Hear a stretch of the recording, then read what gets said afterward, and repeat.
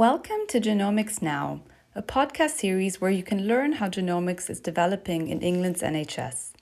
This podcast series, recorded in 2021, is part of the North Thames Genomic Medicine Services Educational Toolkit. In each 10-minute episode, we explore what is changing in genomics. We answer the questions on genomics we've been asked by the different healthcare professionals. We talk about the ways genomics may impact different healthcare roles and how genomics can be used to successfully improve patient care. So hello, I'm Dahlia Hopmeier. I'm a genomics clinical fellow at Great Ormond Street, and I'll be talking to you today about non-invasive prenatal testing. Hello, I'm Dagmar Tapon. I'm a genetic counselor and I work at Queen Charlotte's Hospital in the Center for Fetal Care. So Dagmar, thank you so much for being here today. I think let's just start with, could you give us a bit of background about non-invasive prenatal testing, or NIPT, and what it's used for? Yes, so NIPT is a new way of looking at chromosome conditions during a pregnancy. And as a new part of the fetal anomaly screening pathway, NIPT is used specifically to screen for the common trisomies. That's where a baby has 3 copies of a particular chromosome rather than the usual 2. And the 3 common trisomies are Down syndrome and Edwards and Patau syndrome. And the idea is that we can measure cell-free fetal DNA. That's the genetic material that comes from the placenta and then goes into the mother's bloodstream. And by taking a blood sample during the pregnancy, we can then measure the amount of chromosome material in her blood. And from that, we can get a fairly accurate estimate of the chance of the baby having one of those 3 conditions. Great. No, that sounds really interesting. And what is the clinical pathway for NIPT actually in the NHS? Yeah, NIPT will be rolled out for women who have already had previous routine screening tests that we've been offering for many years now. So that's either the combined screening or quadruple testing. They are both based on biochemical hormone measurements. And then if those results suggest an increased chance for one of those conditions, until now, these women, if they wanted to know for sure if the baby is affected and have more information, the only way was to have invasive testing like a CVS or amniocentesis. And when NIPT is available, this will then be a new option for them. So anyone with an increased chance will then have 3 choices, either no further testing or the NIPT blood test, or to go straight for invasive testing. The advantage of NIPT is that because it is so much more accurate than biochemical testing, if it does come back as a low chance, then it would be extremely unlikely for the baby to have one of those conditions. And most people would then not have invasive testing.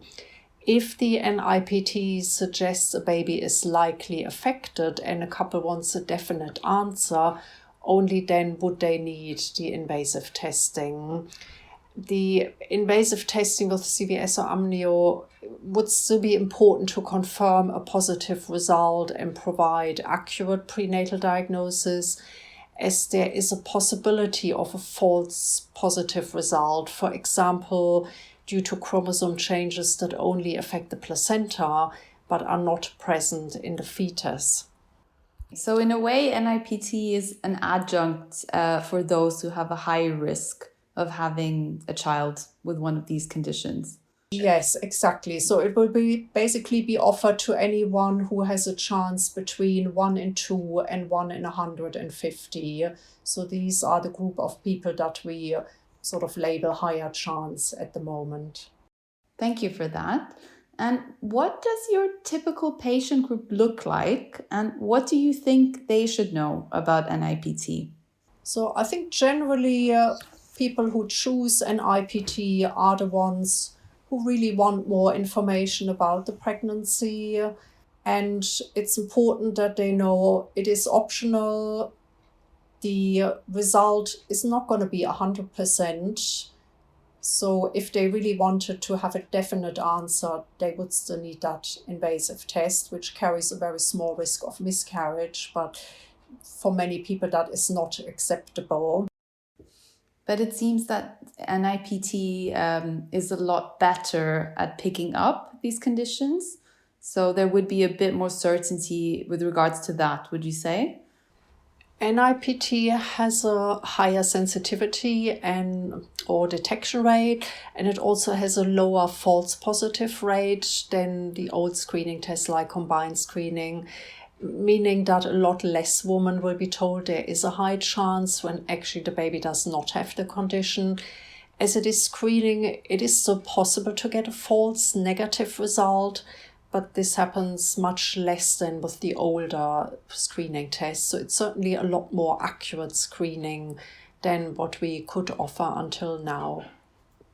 And actually, could you just give me an example of the impact of NIPT? So that could be how it changed routine healthcare, or maybe you have an example of a patient who benefited.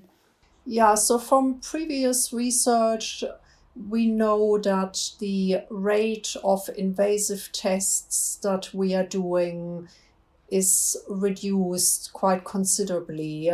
And because those invasive tests carry that small risk of miscarriage, we're really very positive that it will mean we're putting less pregnancies at risk. And also, I think from a woman's point of view, an invasive test is usually not a very pleasant experience. In my experience, people are quite concerned about the pain as well. And I mean, I think a blood test is much easier to have. And in many units, they cannot offer the specialist invasive test. And because NIPT is a blood test, it would be possible to have that at any local hospital.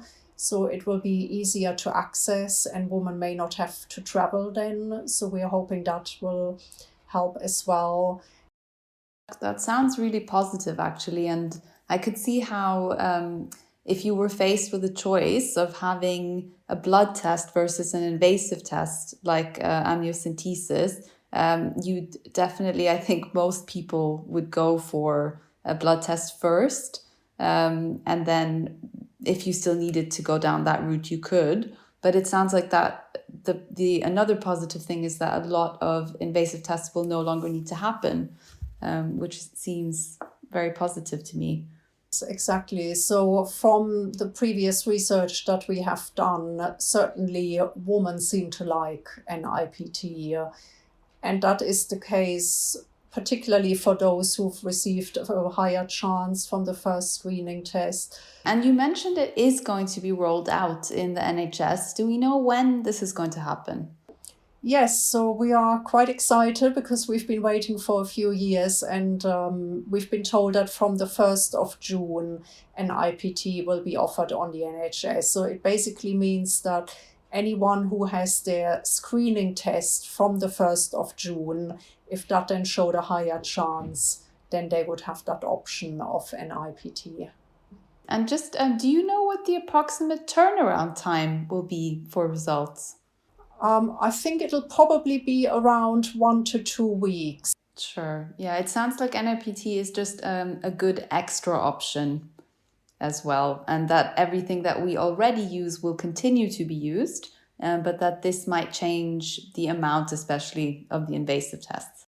Yes, that's correct. And so, as this podcast series is called Genomics Now, I wanted to ask you, where do you see genomics taking NIPT in the future? For the 3 common trisomies, there is already a lot of data, and we know quite well how accurate NIPT is, which is why it is offered on the NHS in England.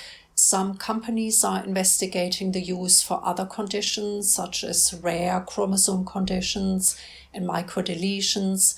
But for the time being, there is very limited data on how accurate this really is, and it is not yet validated or recommended by any formal bodies. In the future, when more data is available, it may be that we can use an IPT to screen for many more conditions. Okay, thank you so much. This has been a really interesting podcast to talk to you about. And before we end, where can we learn more about NIPT? Yes, so there is a bit of information available already. So, for example, on the Health Education England's Genomic Education Program, there is a little bit on NIPT. Then Public Health England has an e-learning module on NIPT. And on the North Thames Genomic Laboratory Hub, we will have some resources and more information as well. And I can also recommend, there is a charity called ARC, Antenatal Results and Choices. Thank you so much. So thank you so much for talking to us about NIPT. And it will be interesting and exciting to see how the rollout goes and how it changes testing in the future. Thank you very much, Dahlia.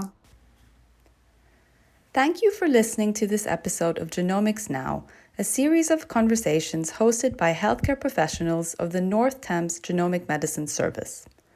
Our aim is to complement other genomic-focused educational tools with bite-sized podcasts that explore how clinical genomics is developing in England's NHS. If you have any suggestions for topics you would like us to develop as part of the Genomics Now podcasts, please let us know. Also, we'd love to hear about the episodes you've enjoyed and how they have helped you with training.